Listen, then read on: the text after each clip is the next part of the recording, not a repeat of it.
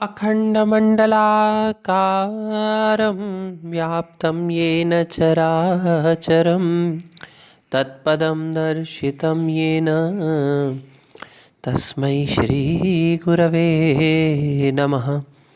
तस्मै श्रीगुरवे नमः। तस्मै श्रीगुरवे नमः। प्रिय विद्यार्थियों, तर्क संग्रह की पिछली कक्षा में हमने गुणों के ऊपर चर्चा करते हुए संयोग और विभाग गुण पर प्रकाश डाला था। संयुक्त व्यवहार हेतु संयोगः, संयुक्त करने के व्यवहार का जो हेतु होता है उसे संयोग कहते हैं और यह सभी द्रव्यों में विद्यमान रहता है। संयोग नाशको गुणों विभागः, और संयोग का नाश करने वाले गुण को विभाग कहते हैं। विभाजन किया जाता है जिसके द्वारा, और इसकी भी सभी द्रव्यों में वृत्ति है। यहाँ तक हमने अध्ययन किया था। आज हम आगे अध्ययन करेंगे परत्व और अपरत्व का। पर अपर व्यवहार असाधारण कारणे परत्व अपरत्वे, पर और अपर के व्यवहार का जो असाधारण कारण होता है उसको परत्व अपरत्व कहते हैं। पर के व्यवहार का असाधारण कारण परत्व कहलाएगा और अपर के व्यवहार का असाधारण कारण अपरत्व कहलाएगा। पर का व्यवहार से परत्व और अपर के व्यवहार से अपरत्व। पृथ्वी आदि चतुष्टय वृत्ति मनोवृत्तिनी, पृथ्वी इत्यादि चार में यह विद्यमान रहता है। चार प्रकार के द्रव्यों में यह विद्यमान रहता है। ते द्विविधे, और यह परत्व और अपरत्व जो है यह दो प्रकार के हुआ करते हैं। दिक्कृते कालकृते च, दिक्कृत यानी दिशाओं पर आधारित परत्व अपरत्व, और काल के आधार पर किया जाने वाला परत्व और अपरत्व। दिक्कृत परत्व, दिक्कृत अपरत्व, फिर कालकृत परत्व और कालकृत अपरत्व। दूरस्थे दिक्कृतं परत्वं समीपस्थे दिक्कृतं अपरत्वम। दूर विद्यमान रहने वाली वस्तु में दिक्कृत परत्व होता है और समीप में रहने वाली वस्तु में दिक्कृत अपरत्व होता है। कैसे? अब जैसे हम अजमेर में रह रहे हैं, अजमेर से एक जगह जयपुर है और दूसरी जगह दिल्ली है। ज़्यादा दूर क्या है? ज़्यादा दूर हमें पता है दिल्ली है अजमेर से।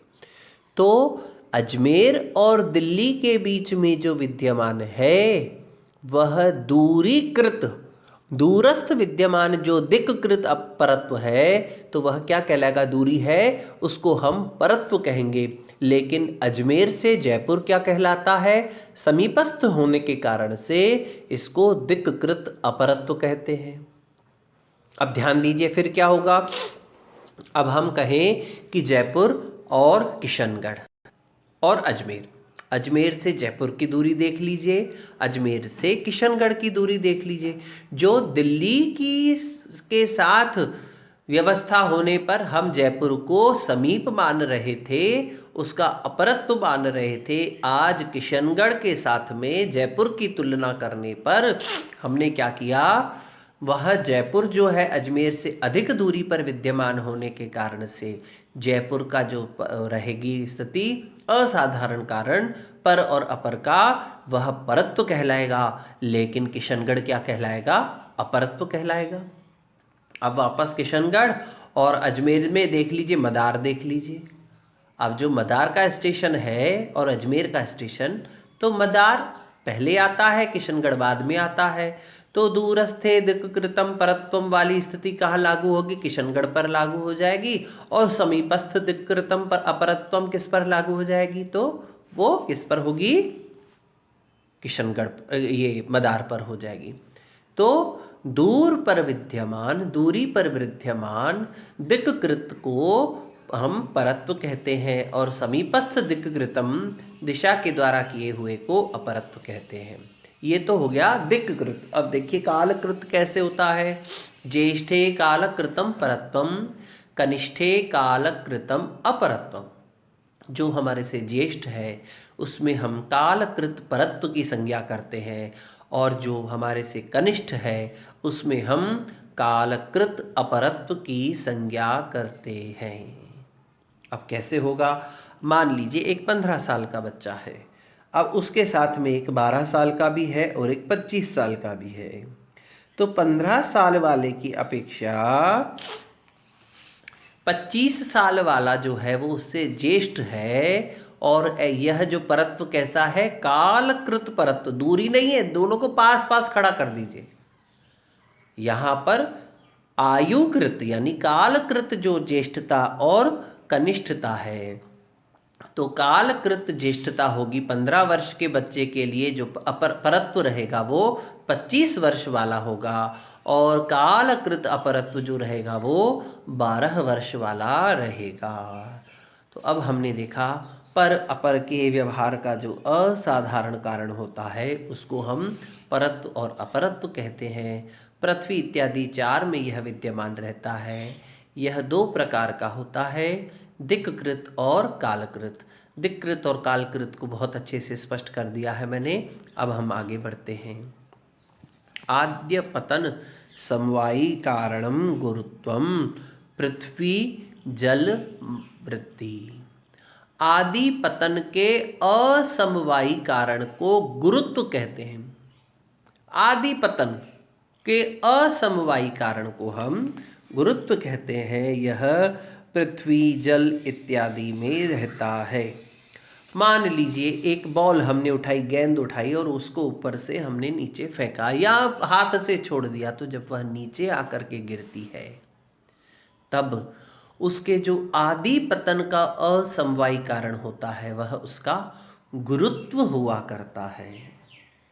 अब ध्यान दीजिए, 2 बॉल उठा लीजिए, 2 गेंद, एक भारी और एक हल्की, और दोनों को समान ऊंचाई से अपने हाथ से छोड़ दीजिए।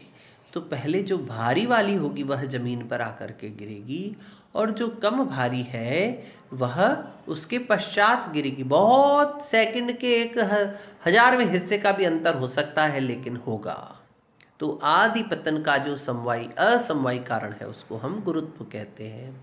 पिछले वर्ष कक्षा में एक बच्चे ने प्रश्न किया था कि यदि हम उस गेंद को ऊपर से फेंक देते हैं तो एक बार तो उसका पतन होता है, दूसरी बार फिर वो उछलती है, तीसरी बार, चौथी बार, 5वीं, 6ठी बार। तो गुरुत्व इन सब में माना जाएगा क्या? तो नहीं।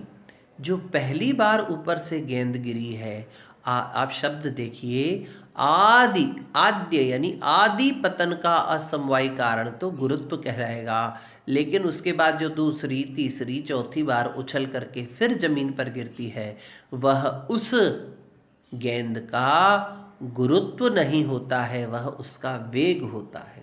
अब कैसे, तो आप ध्यान दीजिए। एक गेंद को बड़ी जोर से आपने फेंका तो वो एक बार गिरने के बाद 8 बार उछलती और गिरती है, लेकिन दूसरी वाली गेंद को जब आपने बहुत कम गति से फेंका या गिराया या गिरी तो वह केवल 4 बार ही। लेकिन ऊपर से गिरने पर जो पतन हुआ, उसका आदि पतन हुआ, वह तो दोनों में समान रहता है, लेकिन उस गेंद की गति के आधार पर उसका दूसरा, तीसरा, चौथा, 5वां जो पतन होता है वह वेग के कारण से होता है। तो पहला वाला पतन का जो असमवायी कारण है उसको हम गुरुत्व कहते हैं। यह पृथ्वी और जल में रहता है। फिर दूसरा तत्व देखिए, आद्य स्पंदन असमवायी कारणम द्रवत्वम।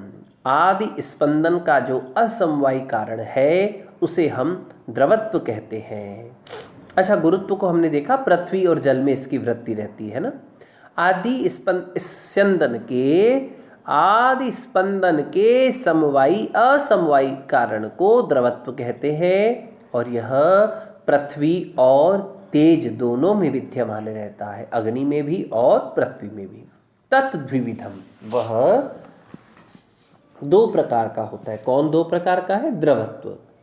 तद द्विविधम दो प्रकार का है, सांसिधिकम और नैमित्तिकम च।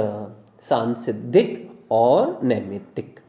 जो सांसिधिक होता है अर्थात स्वाभाविक द्रवत्व होता है, तत् जले, सांसिधिकम जले। सांसिधिक जो होता है, जो स्वाभाविक होता है, वह जल में विद्यमान होता है, लेकिन नैमित्तिक जो द्रवत्व होता है वो पृथ्वी और तेज में विद्यमान होता है। कैसे? पृथिव्याम घृत आदौ अग्नि संयोगजन्यम द्रवत्वम। पृथ्वी इत्यादि में कैसे? जैसे घी है, घी जमा हुआ रहेगा, लेकिन जैसे ही उसमें अग्नि का संयोग होगा तो वह द्रव के रूप में परिवर्तित हो जाता है। और छोड़ो, चलो साधारण सी बात, हम लोग जब देखते हैं रोड का निर्माण होता है तो एक डामर नाम का पदार्थ जो है वो लगाया जाता है, पृथ्वी से उत्पन्न होता है। पृथ्वी तत्व प्रधान है, वो पृथ्वी का ही कारण है, पृथ्वी का ही तत्व है। तो वह कैसा होता है? बहुत कठोर होता है, लेकिन नीचे जब उसके अग्नि प्रज्वलित की जाती है तो वो द्रवीभूत हो जाता है।